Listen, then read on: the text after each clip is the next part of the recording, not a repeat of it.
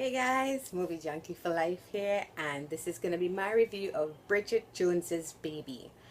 And this one is a follow-up to Bridget Jones's Diary. Story here being Bridget, being of middle age now, has decided she's going to enjoy her single life and her great career. But there's one slight hitch in that she gets pregnant and she's only 50% sure who the baby's father could be. And this one is directed by, I think her name is Sharon Miller, and stars Renee Zellweger, Colin Firth, and Patrick Dempsey.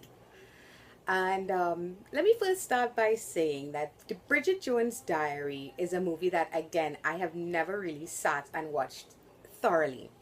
It's a movie I've heard very good things about, but it's not really something that I was like anxious to see or whatever. So it comes, you watch part of it, it comes around again, I watch another part of it. I really never sat down and watched this entire thing. But you know what? I wanted to see this. I wanted to see if it was any good. And two things. I was able to follow this very, very easily without actually ever having seen the original, the first movie in its entirety. And two, this movie was really, really funny. Renee Zellweger, she's an actress that I think she's always done above average work. Has she always chosen the best scripts? No, not really. But you know what? I happen to think highly of her. And that being said, this role of Bridget Jones, I think this is her best role. I think this is a role she was born to play.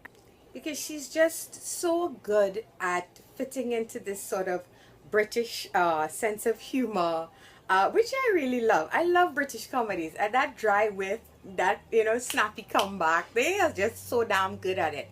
And here it's the same thing. The jokes always hit, at least for me they did. It's all about the dialogue. It's all about the way the back and forth between the characters. It's just that alone makes this movie works to me. And then there's this story. Here we have a woman, she just turned 43. But you know what? She's happy. It's not that kind of movie. And I was really happy to see it because it does start off making you think that that's what it is about. And maybe on a small level it is. But in the world we live in, it's not like movies back in the day. Every single romantic comedy made you feel like you had to get the guy, or you had to get the girl. It was always about never being alone and how bad it is to be on your own. That's not the times we live in. We're in very different times. People have very different ways of living their lives and still feeling happy and fulfilled. And this movie has that. Now, when Bridget gets pregnant, she realizes this is something she would really like in her life. But again, she doesn't feel like she needs to have a guy in her life. What she feels is that she just needs to know who the baby daddy is. It's not as bad as it sounds, I promise you. It's well handled and it's well done and it's very believable that it could have happened the way it did.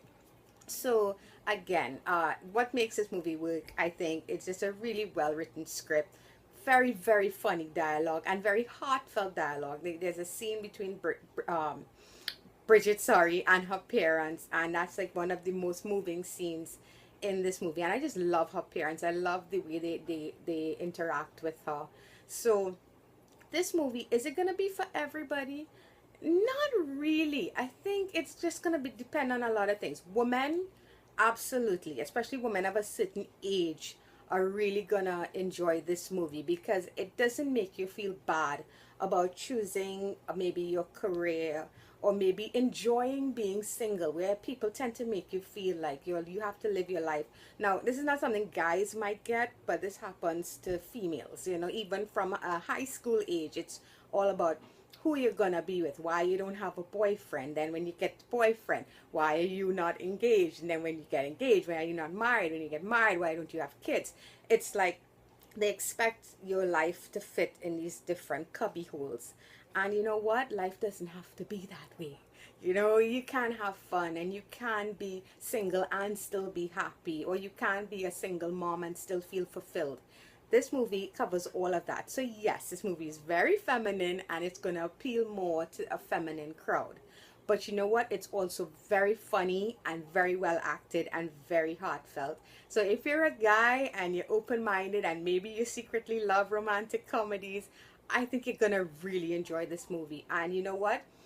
yes, like I said, I never really sat down and watched the entire first movie, and maybe I'll go back and do that. But that being said, this movie felt like its own thing, and I don't think you need to see the first movie. And I also, on its own, I'm gonna give this film a 7.5 out of 10. I really enjoyed this movie. It it kept me engaged from moment one. I really thought it was gonna be your typical romantic comedy, and you know what? It's not. It's very much a movie of its time, and I think they did a wonderful job. So props to everybody involved. And Bridget Jones's Baby gets a 7.5 out of 10. And that's it for me, guys. Till next time. Bye bye.